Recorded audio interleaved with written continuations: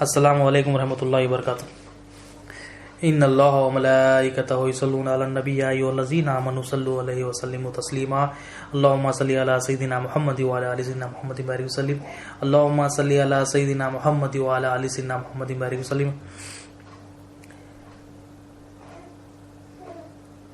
اللهم صل علی سیدنا محمد وعلی آل سیدنا محمد بارک وسلم۔ اللهم صل علی سیدنا محمد وعلی آل سیدنا محمد بارک وسلم۔ اللہ تعالیٰ کا بے انتہا فضل و کرم ہے کہ اس نے ہمیں نبی کریم صلی اللہ علیہ وسلم کی امت میں پیدا فرمایا اور پیدا ہونے کا فخر عنایت فرمایا۔ الحمدللہ یہ فخر رشک انبیاء نکلا۔ مزید برائے کرم ہوا کہ اللہ تعالیٰ نے قرآن جیسی نعمت سے وابستہ فرمایا، اولیاء اللہ کے دامن سے وابستہ فرمایا اور ایمان کی تجدید کے لیے ہمیں یہاں جمع فرمایا۔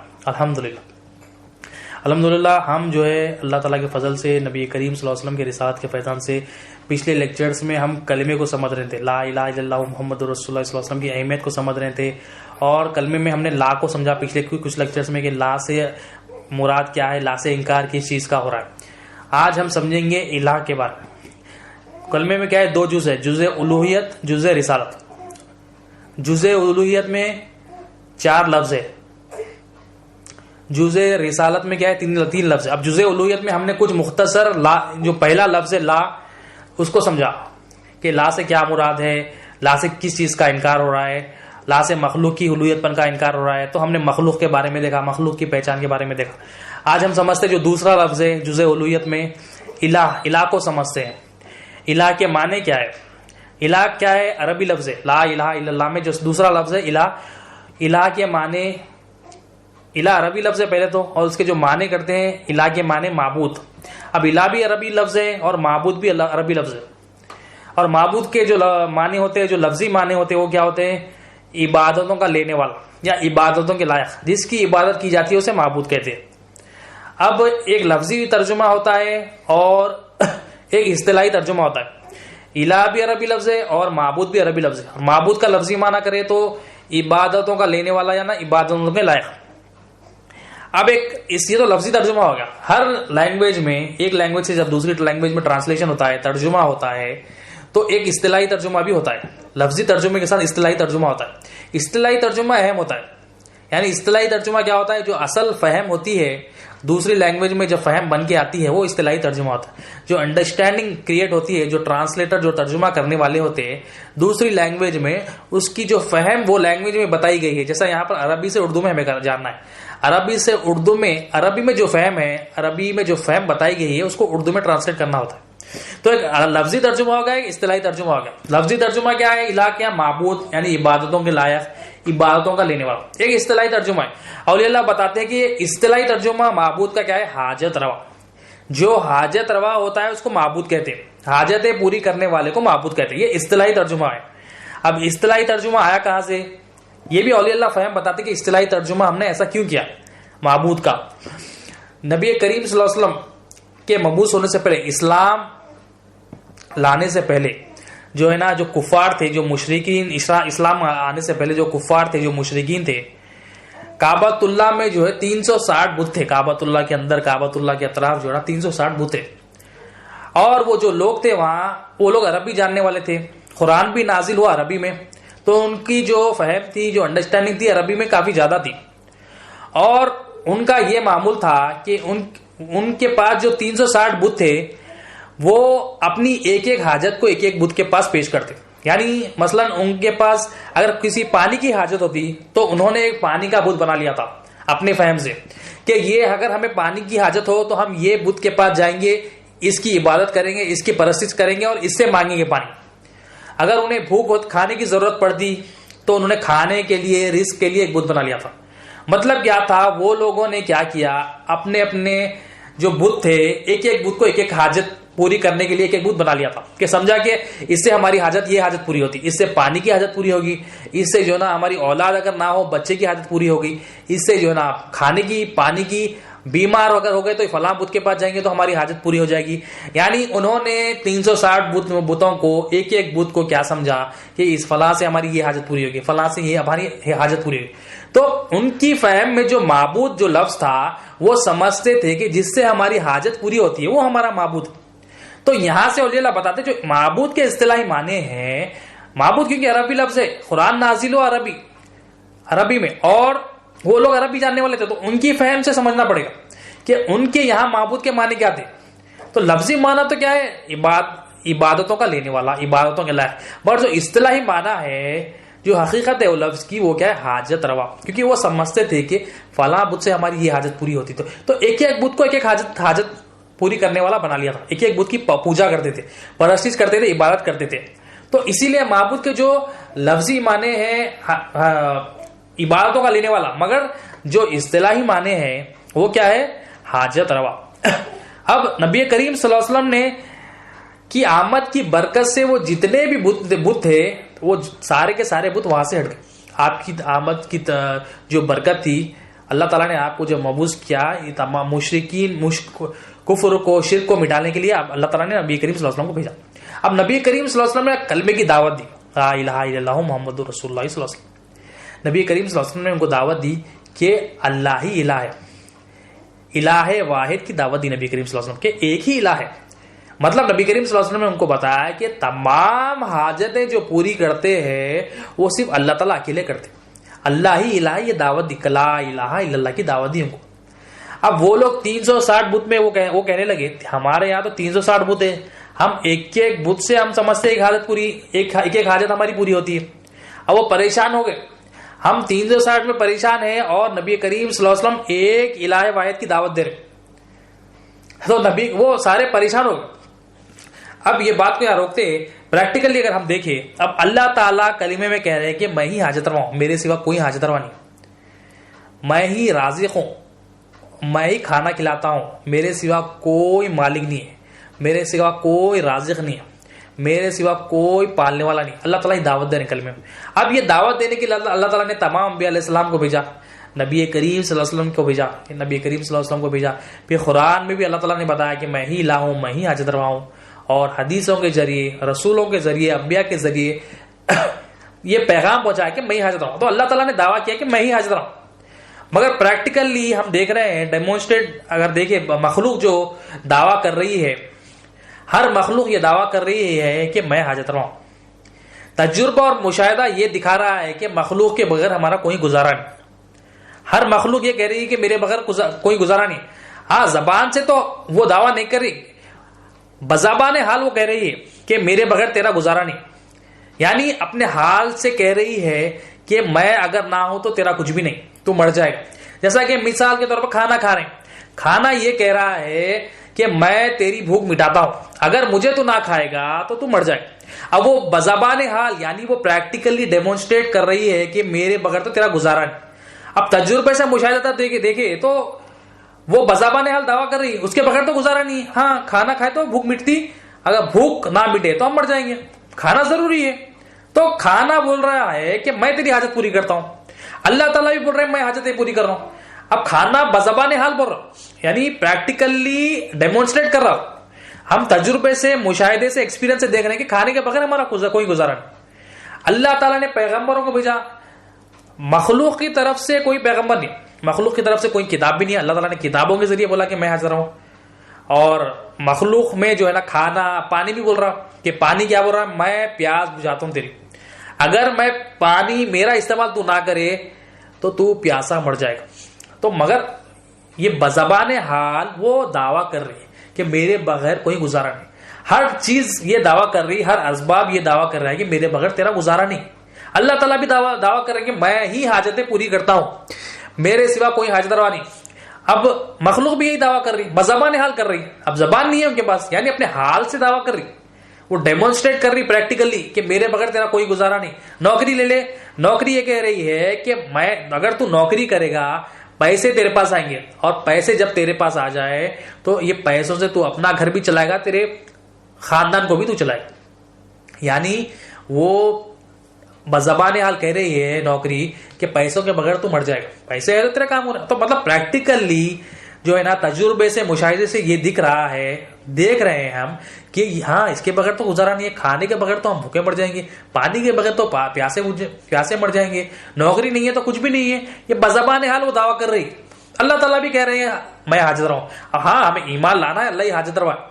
اللہ کے سوا کوئی حاجت روا نہیں. مگر یہ مخلوق جو بزبان حال دعویٰ کر رہی ہے، یہ ڈیمونسٹریٹ کر رہی ہے، تجربہ اور مشاہدہ دکھا رہا ہے کہ ان کے بغیر کوئی گزارا نہیں ہے. ہوا بول رہی ہے کہ میرے بغیر تو مر جائے گا. ہوا نہ ہو تو ہم سمجھ رہے ہیں ہوا نہ ہو تو ہماری کوئی زندگی نہیں. آکسیجن جب نہ ہو تو سانس نہ ہو تو انسان کیا مرتا ہے. دوا نہ ہو، اب دوا یہ کہہ رہی ہے کہ میں اگر تو بیماری دور کرنا ہے تو میرا استعمال کرنا ہی کر. بیماری دور کرنے کے لیے میری حاجت تجھے ضروری ہے، میرے بغیر تیری بیماری دور نہ ہو. تو مطلب اب یہ بھی دعویٰ کر رہی ہے بزبان حال، زبان تو نہیں ہے، زبان تو نہیں دی اللہ تعالیٰ نے، مگر یہ حال سے اپنے یہ تقاضا پیش کر رہی ہے کہ میرے بغیر تیرا کوئی گزارا نہیں. میں حاجت رہا ہوں. ایک ایک مخلوق، ایک ایک اسباب جو ہے نا دعویٰ کر رہی بزبان حال. اللہ تعالیٰ بھی حاجت روا یہ دعویٰ کر رہے. اللہ تعالیٰ تو پیغمبروں کو بھیجے، کتابوں کو بھیجے، رسولوں کو بھیجے، انبیاء علیہ السلام کو تمام بھیجے، حتیٰ کہ نبی کریم صلی اللہ علیہ وسلم کے وارثین بھی یہ بتا رہے ہیں کہ اللہ ہی حاجت روا. اور مخلوق بھی جو اسباب ہے، جو ہوا ہے، پانی ہے، جو کھانا ہے، نوکری ہے، یہ بھی بزبان حال کہہ رہے ہیں کہ میرے بغیر تو مر جائے. اب دو دعوے دار آ گئے، یعنی جب دو دعوے دار آ جاتے ہیں تو کیا ہوتا ہے، مقابلہ کیا جاتا ہے. یعنی دو دعوے دار ہو جائے، جیسا کہ مثال کے طور پر ایک شخص نے کہا کہ پبلک مجھے چاہتی ہے، میں اس بار MLA بنوں گا، اور ایک شخص بھی یہی کہہ رہا ہے کہ میں MLA بنوں گا کیونکہ پبلک مجھے چاہتی ہے. تو ان کے لیے درمیان دو دعوے دار آ گئے تو ان کے درمیان کیا ہوگا، الیکشن ہوگا. الیکشن جب ہوگا، پبلک ووٹ ڈالے گی تو پتا چل جائے گا پبلک کسے محبت کرتی، پبلک کسے چاہتی ہے، کسے MLA بنانا چاہتی ہے. تو دونوں بھی دعویٰ کرے تو دعویٰ جب ہوتا ہے تو کچھ ٹیسٹ ہوتا ہے.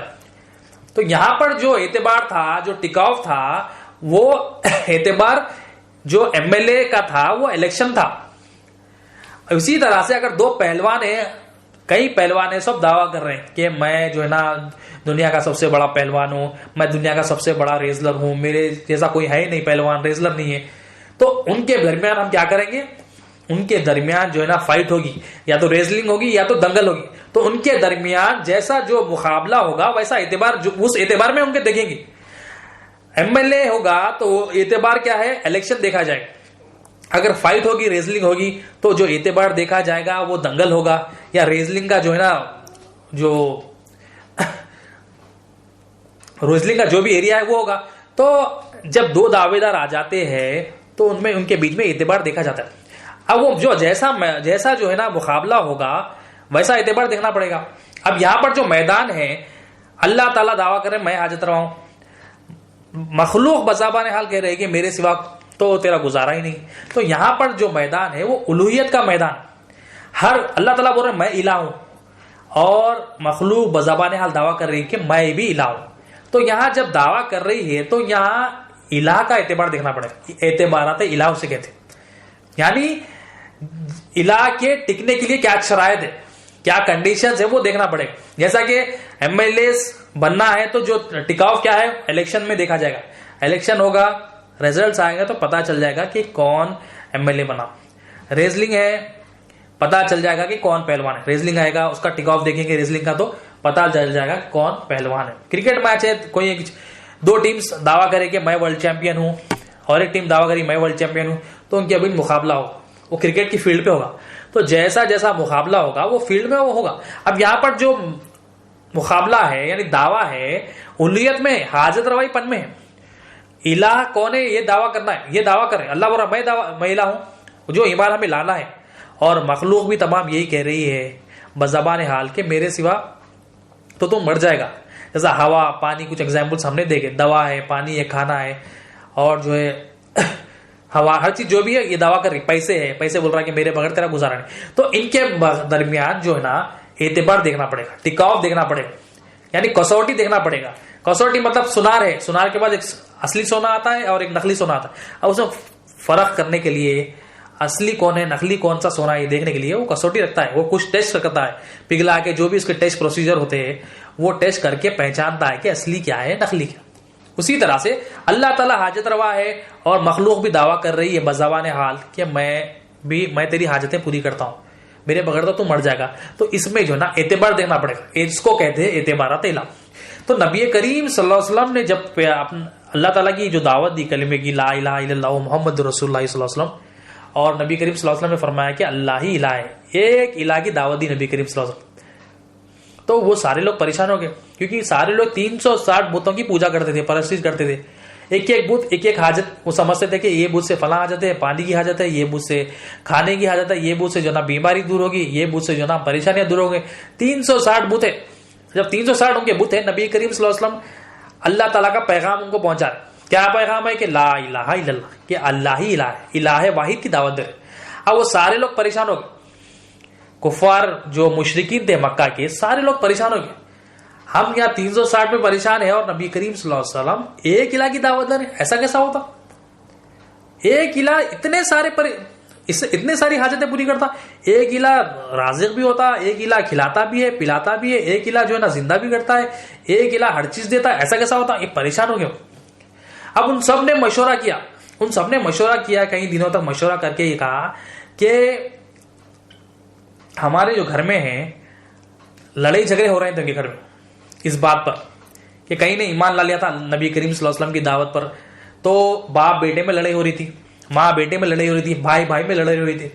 تو ان سب نے مشورہ کیا، کفار مشرکین نے، جو مکہ کے مشرکین تھے، انہوں نے یہ ڈیسائیڈ کیا کہ ہم نبی کریم صلی اللہ علیہ وسلم ایک الہ کی دعوت دیں، تو ہم بھی کیا کرتے ہیں، انہوں نے آپس میں مشورہ کیا، کیونکہ لڑائی جھگڑے ہو رہے ہیں، ماں اور بیٹے میں لڑائی، باپ اور بیٹے میں لڑائی، بھائی بھائی میں لڑائی ہو رہی ہے، تو یہ لڑائی جھگڑے ختم کرنے کے لیے ہم نبی کریم صلی اللہ علیہ وسلم کے پاس جاتے ہیں۔ کچھ پروپوزل کیا تھا انہوں نے، کیا کیا، ہم نبی کریم صلی اللہ علیہ وسلم کے پاس جائیں گے، ہم کہیں گے آپ بھی ایک الہ کی دعوت دیتے ہیں، ہم کیا کرتے 360 بت میں سے 359 جو بت تھے ہم نکال لیتے ہیں، اور ایک جو بت ہے اس کو رکھ لیتے ہیں، اور وہ ایک بت کی ہم پرستش کرتے ہیں، کیونکہ آپ بھی ایک بت کی دعوت دے رہے، ہم بھی ایک بت کو رکھ لیتے ہیں اور تمام بت نکال لیتے ہیں۔ اب یہ پروپوزل لے کے نبی کریم صلی اللہ علیہ وسلم کی بارگاہ میں وہ پہنچے کہ نبی کریم صلی اللہ علیہ وسلم کو عرض کرتے ہیں کہ آپ ایک الہ کی دعوت دے رہے ہیں، آپ کہہ رہے ہیں کہ اللہ کے سوا کوئی الہ نہیں، ہم کیا کرتے ہیں یہ اتنے سارے بت ہے، اس میں سے 360 بت ہے، اب 360 میں سے 359 بت نکال لیتے ہیں اور ایک بت کو رکھتے ہیں۔ تو انہوں نے کیا کیا، ایک بت کو رکھا، عزا جو بت، لات، عزات، منات، یہ بڑے بڑے بت تھے، ان کے پاس کیا تھا، ہائی لیول کے بت تھے، میڈیم لیول کے بت تھے، یعنی میڈیم لیول کے لوگوں کے لیے کچھ بت تھے، ہائی لیول کے لوگوں کے لیے کچھ بت تھے، اور جو غریب طبقے کے تھے، غریب قبیلے کے تھے، ان کے لیے کچھ بت تھے۔ تو انہوں نے آپس میں ڈیسائیڈ کیا کہ ہم عزا کو رکھیں گے، یعنی جو ان کے پاس جو بڑا بت تھا اس کو رکھیں گے، اور باقی کے جتنے بت ہیں وہ نکال لیں گے۔ اب نبی کریم صلی اللہ علیہ وسلم کے پاس یہ پروپوزل لے کر آئے، اب 360 میں سے 359 بت وہ نکال کر لے کے آئے۔ اب نبی کریم صلی اللہ علیہ وسلم کے پاس جب آئے، اب نبی کریم صلی اللہ علیہ وسلم نے ان کو ڈائریکٹ انکار نہیں کیا۔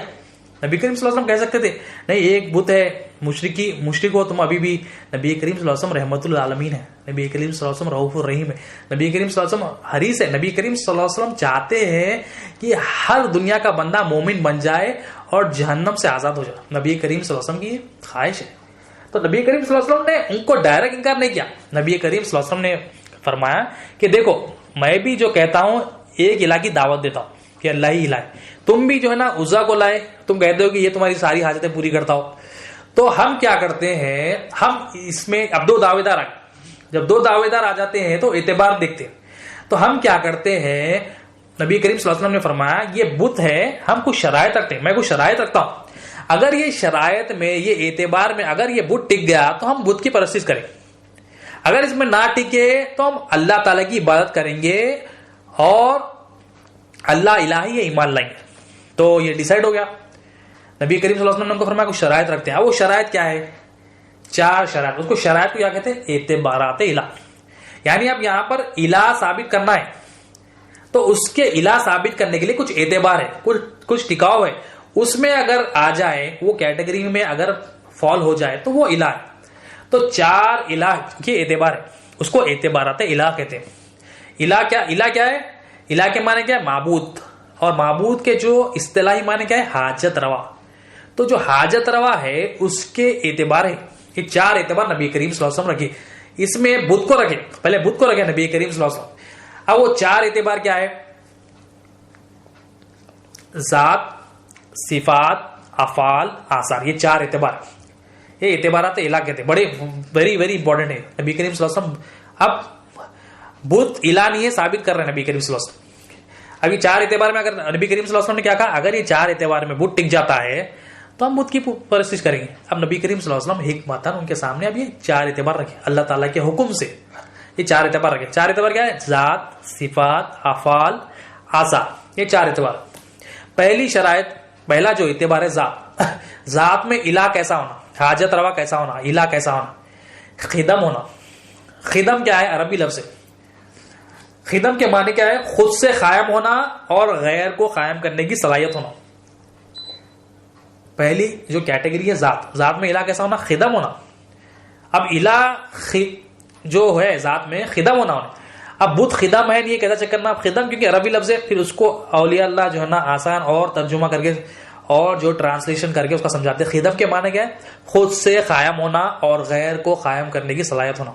پہلا اعتبار ہے خدم. اب بت کو دیکھیں خدم ہے یا نہیں چیک کرنا. بت خدم ہے, خود سے قائم ہے. بت خود سے قائم نہیں.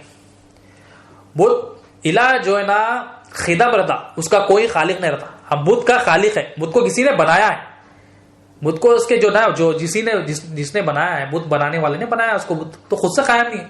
جب خود سے قائم نہیں ہے تو وہ دوسروں کو کیا قائم کرے گا؟ تو پہلے جو اعتبار میں وہ اکھڑ گیا.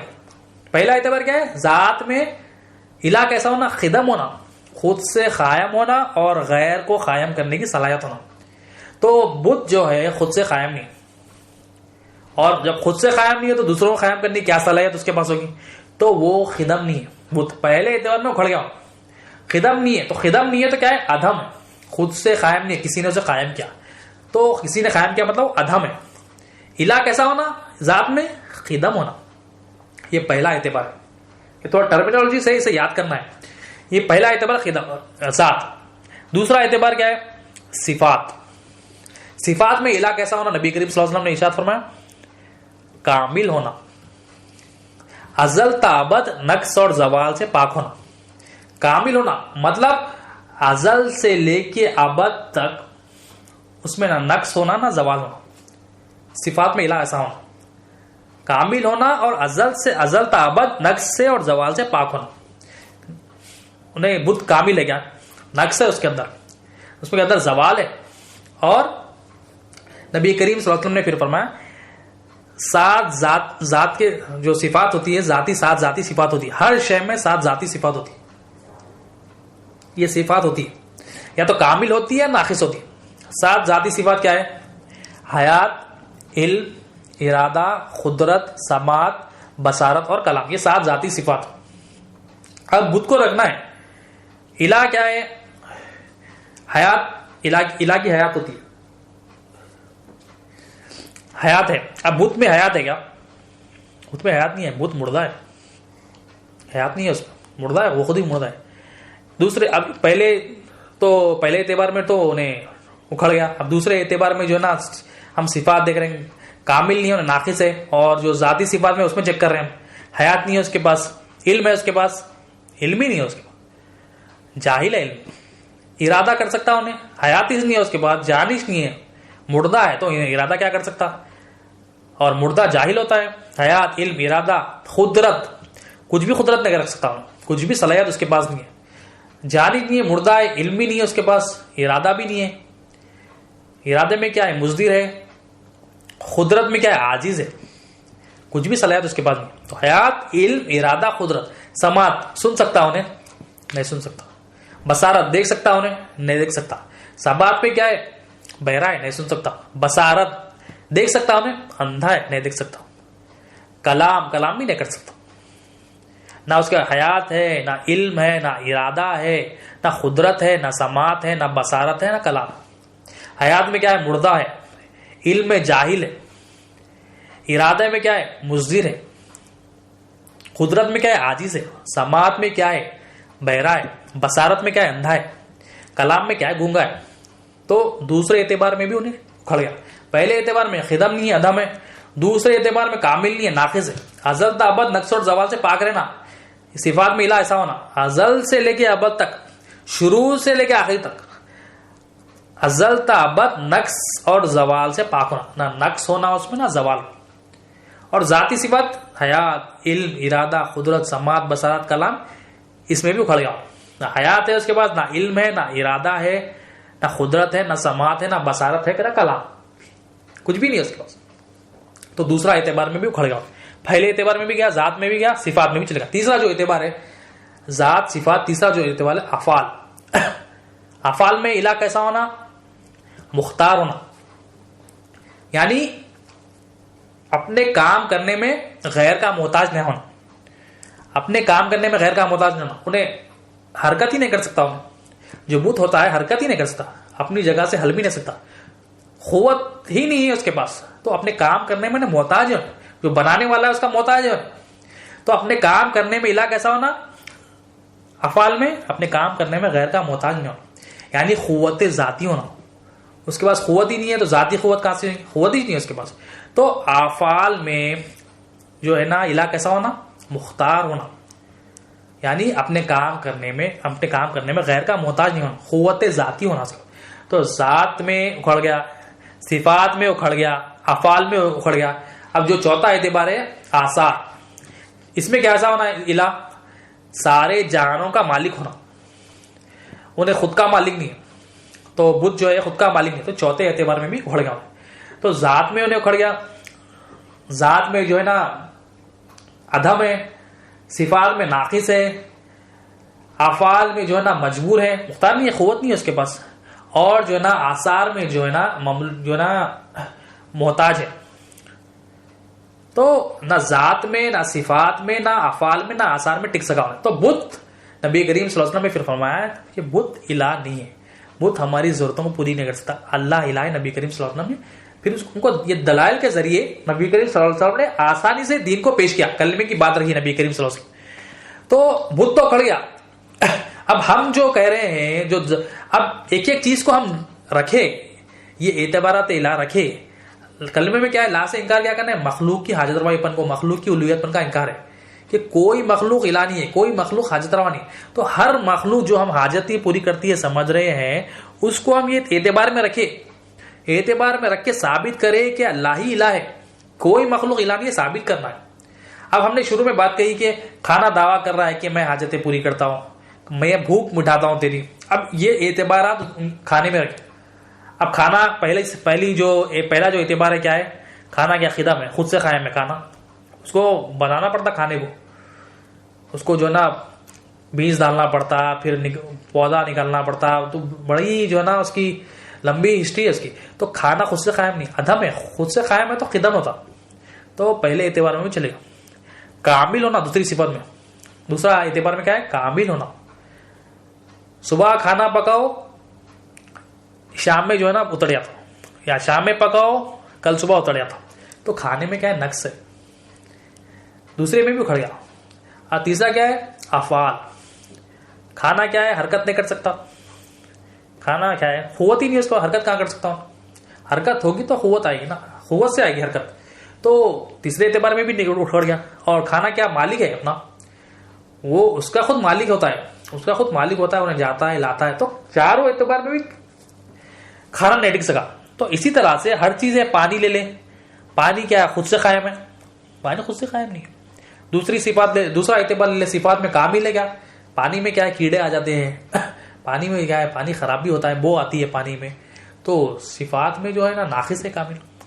اور افعال میں مجبور ہے، قوت نہیں ہے اس کے پاس، حرکت نہیں کر سکتا، کوئی فیل نہیں کر سکتا، انہیں کوئی کام نہیں کر سکتا.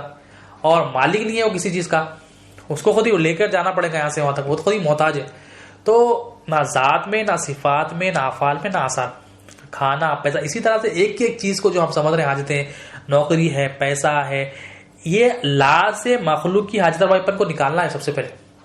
تو جو بھی مخلوق کو ہم سمجھ رہے ہیں اس کو یہاں اعتبارات الہ میں رکھے اور ثابت کرے کہ مخلوق جو ہے نا خدم نہیں، مخلوق عدم ہے، مخلوق جو ہے نا کامل ہے، مخلوق جو ہے نا ناقص ہے، مخلوق جو ہے نا مختار نہیں ہے، قوت نہیں ہے، قوت ذاتی نہیں ہے اس کے پاس جو ہے نا مجبور ہے. وہ مخلوق جو ہے نا کسی بھی چیز کے مالک نہیں ہے، اس کے پاس جو ہے امانت ہے، وہ محتاج ہے، وہ مملوک ہے، وہ فقیر ہے. یہ ثابت کرنا ایک ایک چیز کو دیکھ. تو نبی کریم صلی اللہ علیہ وسلم نے اعتبارات رکھ کے ثابت کیا؟ بدھ کو رکھا. اب ہم جو ہے نا ایک ایک چیز کو جو ہم سمجھتے ہیں جس سے ہماری حاجتیں پوری ہوتی ہے، ہم جو بٹھا لیے دل میں، نوکری کا بت ہے ہمارے دل میں، پراپرٹیوں کا بت ہے، بینک بیلنس کا بت ہے، ہم سمجھ رہے ہیں دل میں ہمارے ہے کہ اس کے بغیر ہمارا گزارا نہیں ہے. ہم سمجھ رہے ہیں کہ اگر ہماری اولاد کام نہ کرے تو اس کے بغیر تو کوئی گزارا نہیں. اولاد سے ہم پل رہے ہیں. کوئی یہ سمجھتا ہے کہ جو رینٹ آ رہا ہے اس سے میں پل رہا ہوں. کوئی یہ سمجھتا ہے کہ جو میرے سرٹیفکیشن ہے اس سے میں پل رہا ہوں. کوئی یہ سمجھتا ہے کہ میں مینیجر ہوں. یہ سمجھ رہا ہوں. خود اپنے آپ کو بھی رکھے. ہم اپنے آپ کو سمجھتے ہیں کہ میں جو ہے نا پیسہ کما رہا ہوں, پیسہ کمایا تو گھر والوں کو بھی پال رہا ہوں اپنے, اور انڈیا بھی بھیج رہا ہوں. مطلب اپنے آپ کا بدھ بھی ہم بٹھا لیں. ہم اپنے آپ کو بھی رکھے. سب سے پہلے ہم اپنے آپ کو چیک لسٹ رکھے. تو یہ چیک لسٹ ہے نبی کریم صلی اللہ علیہ وسلم. یہ دعوے دار کیا ہے؟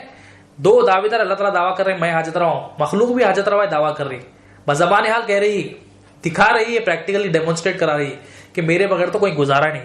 تو یہ اعتبارات جو ہے نا نبی کریم صلی اللہ علیہ وسلم نے یہ اعتبارات رکھے. تو ہم بھی یہ اولیاء اللہ جو ہے یہ اعتبارات کو بتاتے ہیں. یہ اعتبارات کو ہر مخلوق میں رکھے جس سے ہم سمجھ رہے ہیں کہ حاجتیں پوری ہوتی. اپنے آپ کو رکھے تاکہ ثابت کرے. یہ الہ ثابت کرنا ہے کہ اللہ ہی الہ ہے, ثابت کرنا لا الہ الا اللہ, کوئی حاجت روا نہیں, کوئی الہ نہیں, اللہ ہی حاجت روا ہے.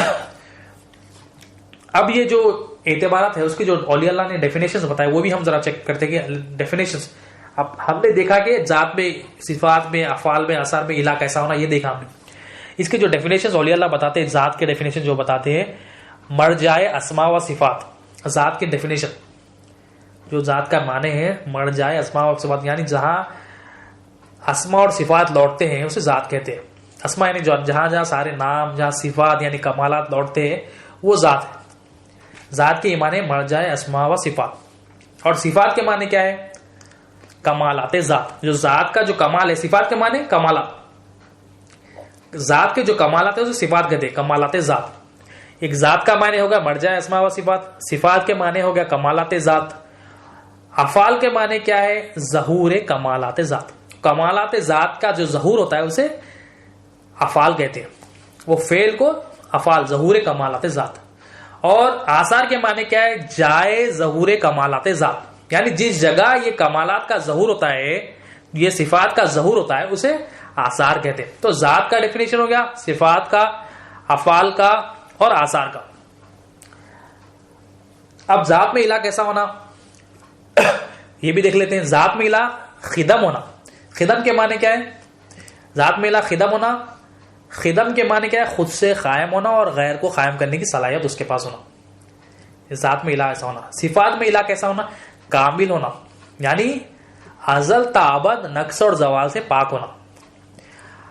افعال میں الہ کیسا ہونا؟ مختار ہونا, یعنی اپنے کام کرنے میں غیر کا محتاج نہیں ہونا, قوت ذاتی ہونا اس کے پاس. اور آثار میں الہ کیسا ہونا؟ سارے جہانوں کا مالک ہونا, یعنی ذاتی ملک ہونا, اس کی ذاتی ملک ہونا, اس کی پراپرٹی اور پراپرٹی ہونا, کسی اور کی نہیں ہونا, تو وہ الہ ہے. تو ذات, صفات, افعال اور آثار, یہ چار اعتبار ہے. اور ذات میں اللہ تعالیٰ خدم ہے, اللہ تعالیٰ الہ ہے جو ذات ہے, اللہ تعالیٰ خدم ہے. اور مخلوق کیا ہے؟ ادھم ہے. اللہ تعالیٰ خود سے قائم ہے اور مخلوق خود سے قائم نہیں, اللہ تعالیٰ نے ان کو قائم کیا. بدھ بھی جو ہے نا ادھم ہے, مخلوق بھی ادھم ہے, بدھ بھی ادھم, کیونکہ بدھ بھی مخلوق ہی ہے. تو یہ ذات میں اللہ تعالیٰ خدم ہے اور مخلوق ادھم ہے. صفات میں کیا ہے؟ اللہ تعالیٰ کامل ہے, کامل صفات ہے اس کی. اور جو مخلوق ہے, جو بت ہے, وہ کیا ہے؟ ناقص ہے. افعال میں الہ کیا ہے؟ اللہ تعالیٰ کیسے ہے؟ افعال میں اللہ تعالیٰ مختار ہے. اور جو بت ہے, جو مخلوق ہے تمام, وہ کیسی ہے؟ مجبور ہے. اور آثار میں اللہ تعالیٰ کیسے؟ آثار میں اللہ تعالیٰ سارے جہانوں کے مالک ہے. اور جو مخلوق ہے, بت ہے, مخلوق کیسی ہے؟ وہ مخلوق جو ہے نا محتاج ہے, مخلوق مملوک ہے, مخلوق فقیر ہے. تو یہ ڈیفینیشنز تھے اولیاء اللہ نے جو بتایا کہ ذات کی صفات, افعال, آثار کے ڈیفینیشنز. پھر خدم کیا ہے, ذات میں الہ کیسا ہونا, صفات میں الہ کیسا ہونا, افعال میں, آثار میں الہ کیسا ہونا, پھر اللہ تعالیٰ ذات میں کیسے ہے, صفات میں, افعال میں, آثار میں کیسے, یہ ڈیفینیشنز ہے. قرآن سے آگے بات بڑھاتے ہیں.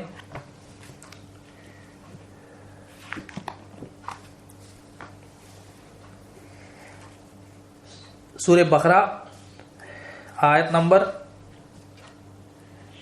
20.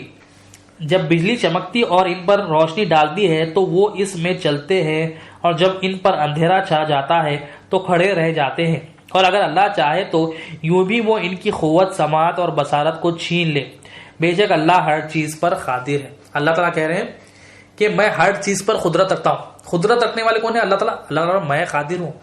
ہم نے دیکھا صفات میں کمال، جو کمالات ذات کی جو ذاتی صفات ہے، حیات، علم، ارادہ، قدرت، سماعت، بصارت، کلام، اللہ تعالیٰ بول رہے ہیں میں قدرت رکھنے والا ہوں، میں قادر ہوں۔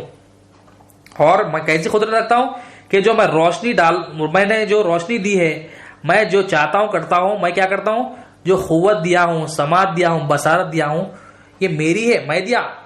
یہ قوت بھی میں دیا، قوت کا مالک بھی اللہ تعالیٰ بول رہے ہیں میں مالک ہوں قوت کا۔ ہم بول رہے ہیں میری قوت ہے یہ، اللہ تعالیٰ بول رہے ہیں میں قوت والا ہوں، میری قوت ہے یہ، سماعت بھی میں دیا، یہ بصارت بھی میں دیا۔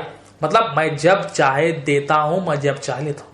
یہ ہماری نہیں ہے، ہم نہ سمجھے یہ میری ہے، ہم جو سن رہے ہیں یہ نہ سمجھے کہ میں سنا تو سن رہا ہوں، یہ اللہ تعالیٰ ہمیں دیے، جب چاہے اللہ تعالیٰ لے لیتے۔ یہ بصارت ہم جو دیکھ رہے ہیں، ہم سمجھ رہے ہیں، یہ یقین ہونا کہ ہم اندھے ہیں، یہ اللہ تعالیٰ دکھا رہے تو ہم دیکھ سکیں، یہ ایمان ہمیں لانا ہے۔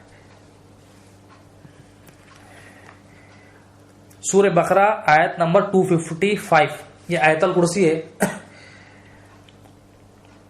اللہ ایسا ہے کہ اس کے سوا کوئی عبادت کے لائق نہیں، اللہ لا الہ الا ہوا۔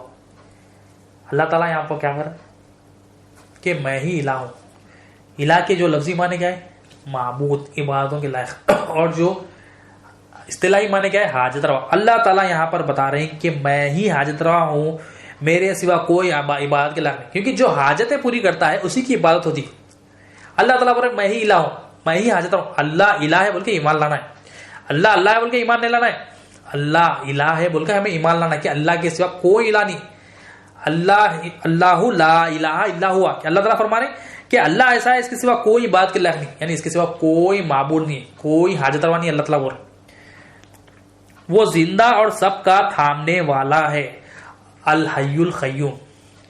ذات میں الہ کیسا ہونا؟ خدم ہونا، خود سے قائم ہونا اور غیر کو قائم کرنے کی صلاحیت ہونا۔ اللہ تعالیٰ بول رہے میں خدم ہوں، میں خود سے قائم ہوں اور غیر کو بھی قائم کرنے کی صلاحیت رکھتا ہوں۔ کیا بول رہے اللہ تعالیٰ کہ زندہ ہوں اور سب کا تھامنے والا ہوں، الحی القیوم، الحی القیوم۔ مطلب اللہ تعالیٰ میں قائم ہوں اور میں حیات بھی میری ہے۔ اور صفات میں جو پہلی صفات کیا ہے؟ ذاتی صفات، حیات بھی میری ہے۔ تو یہاں پر کیا ہے؟ ایک ذات آ گیا اور صفات میں جو ہے حیات آ گیا، کیونکہ اگر حیات ہے تو دوسری صفات ہے۔ اگر حیات بندے کے پاس ہوگی تو اس کے پاس علم ہوگا، حیات ہوگی تو ارادہ ہوگا۔ اگر حیات ہی نہیں ہے تو علم، ارادہ، جو قدرت ہے، سماعت، بصارت، کلام نہ ہوگا۔ تو حیات ضروری ہے باقی صفات کے لیے۔ اور اللہ تعالیٰ آگے فرما رہے ہیں اس کو نہ اونگ آتی ہے اور نہ نیند۔ اللہ تعالیٰ بول رہے ہیں میرے کو اونگ بھی نہیں آتی، میرے کو نیند بھی نہیں آتی۔ جو کچھ آسمانوں اور زمین میں ہے سب اسی کا ہے۔ اللہ تعالیٰ بول رہے ہیں آسمان اور زمین میں ہر چیز جو ہے میری ہے۔ اللہ تعالیٰ ہر چیز کا مالک میں ہوں۔ ذات، صفات، افعال، آثار۔ آثار میں الہ کیسا ہے؟ سارے جہانوں کا مالک، ذاتی ملک ہونا تو الہ ہے۔ اللہ تعالیٰ بول رہے ہیں قرآن میں ہر چیز کا مالک میں ہوں۔ جو کچھ آسمانوں میں ہے، جو کچھ زمین میں، سب اسی کا ہے، سب اس کا ہے۔ مطلب اللہ تعالیٰ بول رہے ہیں میں ہی سب چیز کا مالک ہوں۔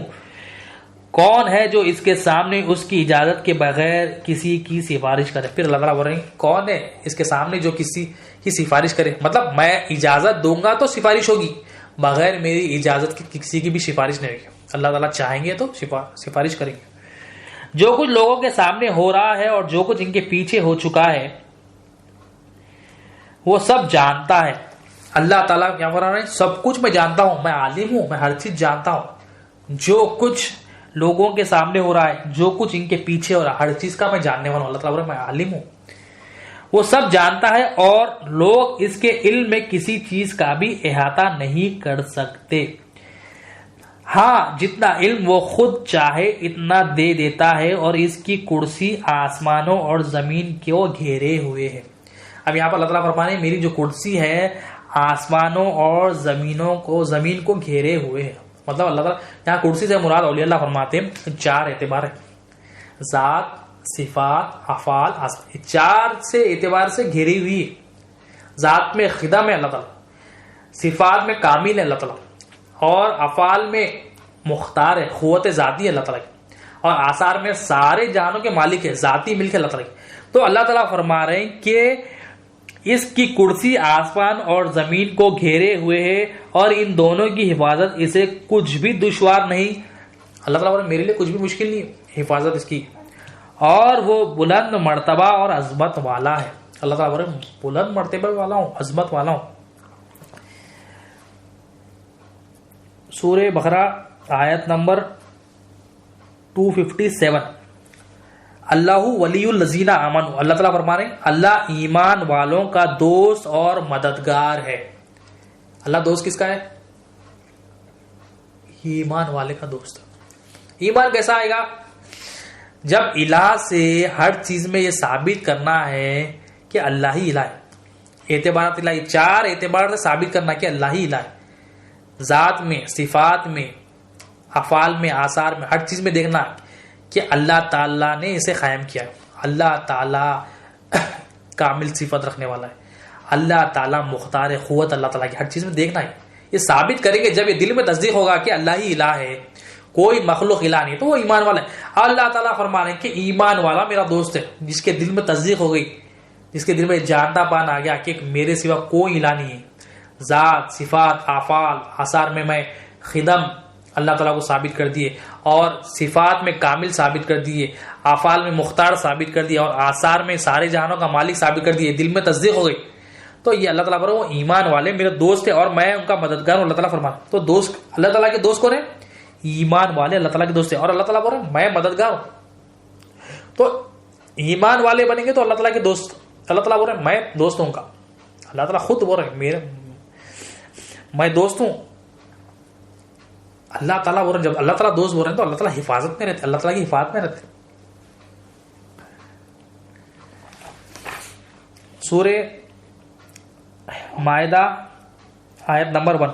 اے ایمان والو اپنے عہدوں کو پورا کرو, تمہارے لیے 4 پائے جانور حلال کر دیے گئے ہیں مگر وہ جن کی نسبت آگے چل کر حکم سنایا جائے گا, لیکن جب تم احرام کی حالت میں ہو تو شکار کو حلال نہ سمجھو, بے شک اللہ جیسا چاہتا ہے حکم دیتا ہے. یہاں اللہ تعالیٰ فرما رہے ہیں ان اللہ یحکم ما یرید. اللہ تعالیٰ فرما رہے ہیں اللہ تعالیٰ جس چیز کا ارادہ کرتے ہیں, جس چیز کا ارادہ کرتے ہیں اللہ تعالیٰ کریں اس کا حکم دیتا ہے. تو ارادہ بھی اللہ تعالیٰ کا ہے.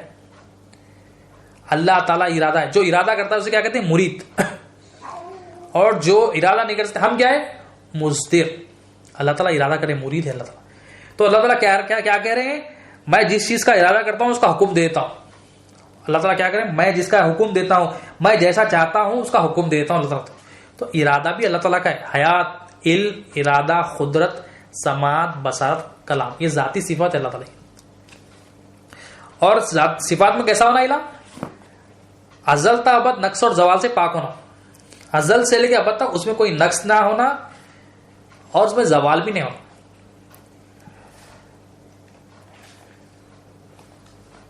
سورہ یونس آیت نمبر 31. اے پیغمبر ان مشرکوں سے پوچھو کہ وہ کون ہے جو تمہیں آسمانوں اور زمین میں رزق دیتا ہے. اللہ تعالیٰ فرما رہے ہیں اے پیغمبر ان مشرکوں سے کہہ دو, پوچھو کہ کون ہے تمہیں آسمان اور زمین سے رزق دیتا ہے. رازق کون ہے؟ اللہ تعالیٰ. اللہ تعالیٰ رازق ہے. اللہ تعالیٰ سوال کرو نبی کریم صلی اللہ علیہ وسلم کہ ان مشرکوں سے پوچھے اے حبیب, ان سے پوچھیے کہ کون ہے جو آسمانوں اور زمین سے رزق دیتا ہے, یا وہ کون ہے جو تمہارے کانوں اور آنکھوں پر پورا اختیار رکھتا ہے, اور وہ کون ہے جو جاندار کو بے جان سے اور بے جان کو جاندار سے پیدا کرتا ہے. کون ہے جو جاندار کو جو ہے نا بے جان سے اور بے جان کو جاندار, اللہ تعالیٰ سوال کر رہے ہیں. اور وہ کون ہے جو تمام دنیا کا انتظام کر رہا ہے. تو وہ بے تعمیل کہیں گے کہ اللہ, تو تم ان سے کہہ دو کیا تم اس پر بھی اس سے نہیں ڈرتے. تو اللہ تعالیٰ سوال کر رہے ہیں کہ کون ہے آسمان اور زمین. مشرکوں سے ہے بھی سوال کریے کہ کون ہے جو رزق دیتا ہے. اب ہم بھی دیکھیں, ہم بھی کیا سمجھتے ہیں رزق, مطلب ہم سمجھتے ہیں کہ ہماری جو حاجت پوری ہو رہی ہے, ہمیں جو رزق مل رہا ہے, ہم نوکری کریں تو یہ رزق مل رہا ہے. نوکری کے بغیر تو ہمیں کوئی رزق نہیں ملے گا. نوکری کرے تو پیسے آئیں گے تو ہم سمجھے پیسے کے بغیر کوئی گزارا نہیں ہے. پیسے ہے تو ہمارے گھر کے کام ہو رہے ہیں. تو یہ ہمارے دل میں جو بیٹھ گیا, تو یہ جو ہے نا مشرکوں کی صفت ہے. مشرک کیا سمجھتے تھے؟ اس لیے اللہ تعالیٰ سوال کر رہے ہیں مشرکوں سے، حبیب مشرکوں سے پوچھیے کون ہے جو آسمان اور زمین کا رزق ہے. مطلب انہوں نے کیا کیا، اپنے اپنے ذہن سے اپنے اپنے خیالات سے بت بنا لیے تھے. تو ہم بھی دیکھیں کہ ہم نے کس چیز کو بت بنا لیا.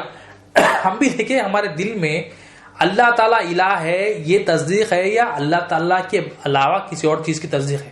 نوکری ہے، گھر والے ہے، رشتے دار ہے، پراپرٹی ہے، بینک بیلنس ہے، کریڈٹ کارڈ ہے، لون ہے، جتنے بھی چیزیں ہیں ہم چیک کریں کہ ہم کیا سمجھتے. ہمیں کچھ پریشانی آتی ہے تو ہم دیکھیں ہمارا فوراً رجحان کس طرف ہوتا ہے. پیسوں کی طرف ہوتا ہے، اے ٹی ایم کی طرف ہوتا ہے، جو نا بینک کی طرف ہوتا ہے، دوست کی طرف ہوتا ہے، کدھر جاتا ہے. اللہ الہ یہ دل میں یہ ہے، یا مخلوق کی حاجت روائی پن جو بیٹھ گئی وہ ہے. ایمان کیا لانا ہے کہ اللہ ہی الہ ہے، اللہ کے سوا کوئی الہ نہیں ہے. ایمان لانا.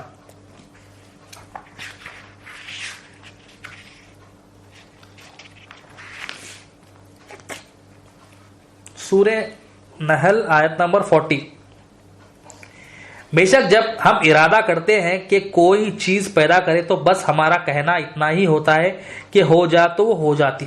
اللہ تعالیٰ فرما رہے ہیں ہم جب ارادہ کرتے، جب فیصلہ کرتے کہ کچھ چیز پیدا کرنے کا ارادہ کرتے ہیں تو بس ہمارا کہنا ہوتا ہے اتنا، ہو جا تو ہو جاتی. تو اللہ تعالیٰ کیا ہے، کن فیکون کی بات ہے یہاں پر. کیا اللہ تعالیٰ فرماتے کچھ چیز کا ارادہ کرے اللہ تعالیٰ تو ہونا ہے. اللہ تعالیٰ ارادہ کرتے ہو جا وہ تو ہو جاتی، ہو جا وہ تو ہو جاتی. ایسا ہے. سورہ فرقان آیت نمبر 3. اور لوگوں نے اس کے سوا اور معبود بنا لیے ہیں. اللہ تعالیٰ کہہ رہے ہیں لوگوں نے کیا کیا. اللہ تعالیٰ نے کلمے میں دعوت دی کہ میں ہی الہ. اب اللہ تعالیٰ فرما رہے ہیں کہ لوگوں نے کیا کیا، میرے سوا اور معبود بنا لیے، میرے سوا اور الہ بنا لیے، میرے سوا کسی اور کو سمجھ رہے ہیں کہ میرے سے ان سے حاجتیں پوری ہوتی سمجھ رہے ہیں. اب اللہ تعالیٰ آگے فرما رہے ہیں جو کسی چیز کو پیدا نہیں کر سکتے. اللہ تعالیٰ فرما رہے ہیں کہ تم جو الہ بنا لیے، تم جو سمجھ رہے ہیں حاجتیں پوری ہوتی ہے، جس سے تم سمجھ رہے ہیں کہ تمہاری ضرورتیں پوری ہوتی ہے، وہ کچھ بھی چیز نہیں پیدا کر سکتے. کیونکہ الہ، اعتبارات الہ میں ہم نے کیا دیکھا، پہلی جو اعتبار دیکھا ذات میں کیسا ہونا، الہ خدم ہونا، خود سے قائم ہونا اور غیر کو قائم کرنے کی صلاحیت ہونا. تو پیدا کرنے والا ہوتا ہے الہ، خود سے قائم ہوتا ہے اور غیر کو بھی پیدا کرتا ہے. تو اللہ تعالیٰ بول رہے تم جو سمجھتے ہو میرے سوا جس کو معبود بنا لیے، حاجت روا بنا لیے، یہ کسی چیز کو بھی پیدا نہیں کر سکتے اور کسی چیز کو پیدا بھی نہیں کر سکتے اور خود پیدا کیے گئے ہیں. اللہ تعالیٰ دلیل دے رہے ہیں کہ خود پیدا کیے گئے ہیں. یہ سمجھ رہے ہیں اس کو حاجتیں پوری کرتا ہے سمجھ رہے تھے. یہ جو سمجھ رہے ہو تم لوگ کہ فلاں سے حاجت پوری ہوتی ہے، فلاں سے حاجت پوری ہوتی ہے، یہ جو معبود تم بنا لیے وہ کسی بھی چیز کو پیدا نہیں کر سکتے اور خود پیدا کیے گئے ہیں. جو خود پیدا کیا گیا ہے وہ کیسے حاجتیں پوری کر سکتا تمہاری؟ جو خود پیدا کیا گیا ہے وہ کیسا دوسرا تمہاری حاجت پوری کر سکتا؟ خود پیدا کیا گیا تو وہ دوسروں کی حاجت کیسا پوری کر سکتا؟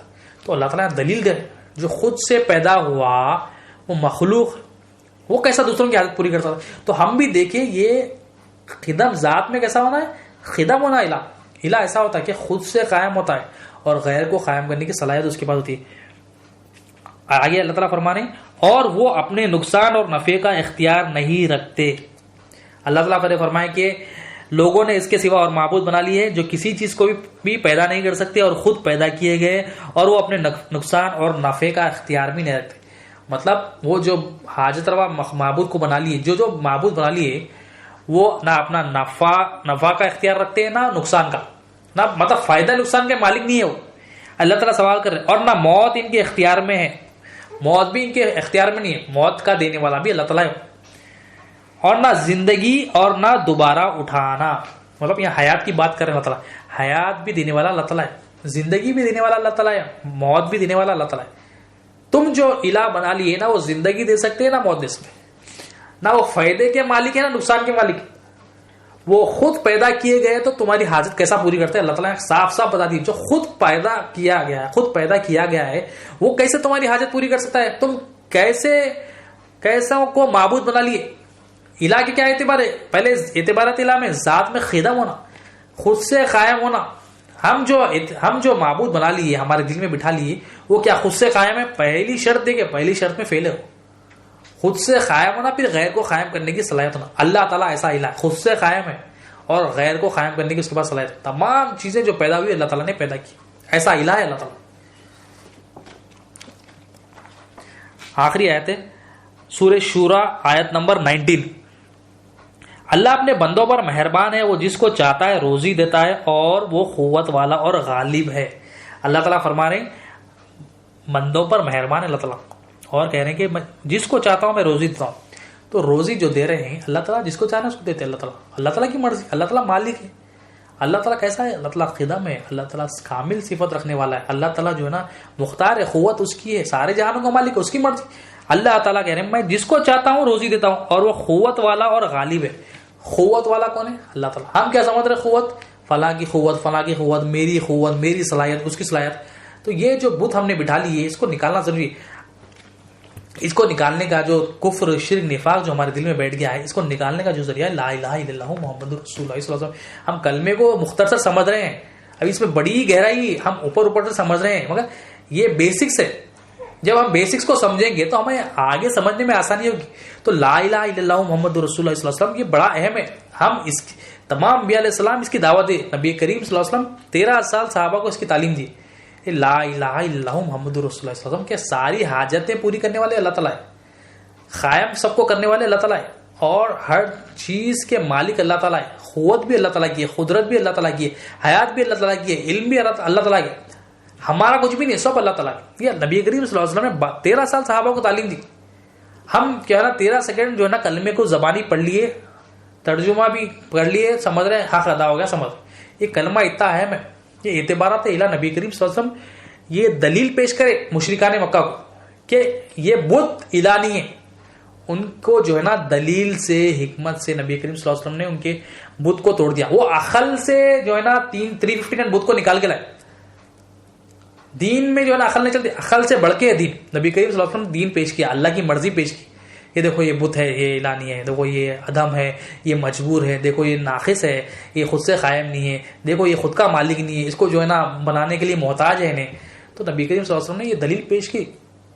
تو ہمیں کیا ہے لا الہ الا اللہ محمد رسول اللہ صلی اللہ علیہ وسلم یہ پڑھ لیا ہم نے، اب اس کو سمجھنا ہے. حضور غوث الثقلین رضی اللہ عنہ فرماتے جو اصل مال ہوتا ہے وہ دین فرماتے ہیں آپ، اور اس کا جو منافع ہے نیک اعمال آپ فرماتے ہیں. اصل مال دین ہے. مال تو ہے، پیسہ بھی مال ہے، اصل مال کیونکہ یہ مال یہ دین، علم دین ہوگا تو وہ مال کو ہم صحیح استعمال کر سکیں گے. اگر یہ اصل مال نہ ہو، ایک کسی چیز میں اصل ہے، اصل مطلب جڑ، کسی چیز کی جڑ نہ ہو، جھاڑ کی جڑ نہ ہو تو وہ جھاڑ نہ پھل دے گا نہ پھول دے گا. دین نہ ہو، علم دین نہ ہو، جو اصل چیز ہے، اصل مال ہے، حضور غوث الثقلین رضی اللہ عنہ فرما رہے ہیں اگر یہ نہ ہو تو کچھ بھی ہو جائے سب بیکار ہے. اصل مال یہ ہے. اب یہ حاصل کرنا ہر ایک پر فرض ہے.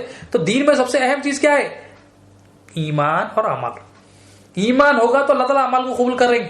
ایمان کے بغیر عمل اللہ تعالیٰ قبول نہیں کریں گے. کتنے بھی اعمال بندہ لا لے، زمین آسمان کے بغیر، پہاڑوں کے برابر، زمین آسمان کے برابر، جو نا ماؤنٹ ایوریسٹ کے برابر جتنے جو نا نیکیاں لا لے، مگر وہ نیکیاں، وہ اعمال اللہ تعالیٰ تبھی قبول کریں گے جب اس کے پاس ایمان ہو. اور ایمان آنے کا ذریعہ لا الہ الا اللہ محمد رسول اللہ صلی اللہ علیہ وسلم، ایک ہی ذریعہ ہے ایمان آنے کا. بغیر کلمے کے لا الہ الا اللہ محمد رسول اللہ صلی اللہ علیہ وسلم کے ایمان حاصل نہیں ہوگا. ہماری غلط انڈرسٹینڈنگ ہے، ہم اپنے ذہن سے بنا لیے کہ ایمان ایسا آتا. ہم اپنی فہم سے، اپنے ذہن سے جب دین بنا لیں گے تو وہ ہمارا اپنا دین ہوگا. اس لیے خبر کا سوال ہے بتا تیرا دین کیا ہے. تو جب اگر ہم اپنی مرضی سے یہاں پر چلیں گے، خبر میں جب سوال ہوگا بتا تیرا دین کیا ہے، تو ہم وہ جواب نہیں دے سکیں گے. جب ہم اللہ تعالیٰ کی مرضی کے تحت چلیں گے، اللہ تعالیٰ کی مرضی کیا ہے؟ ایمان کے ساتھ عمل کرو، ایمان سیکھو. اللہ کے نبی صلی اللہ علیہ وسلم نے جو بتایا ایمان سیکھو. صحابہ کو جو ٹریننگ دی، جو نبی کریم صلی اللہ علیہ وسلم کے وارثین نے، جو نبی کریم صلی اللہ علیہ وسلم کے وارثین کام کر رہے ہیں، کیا کام کر رہے ہیں؟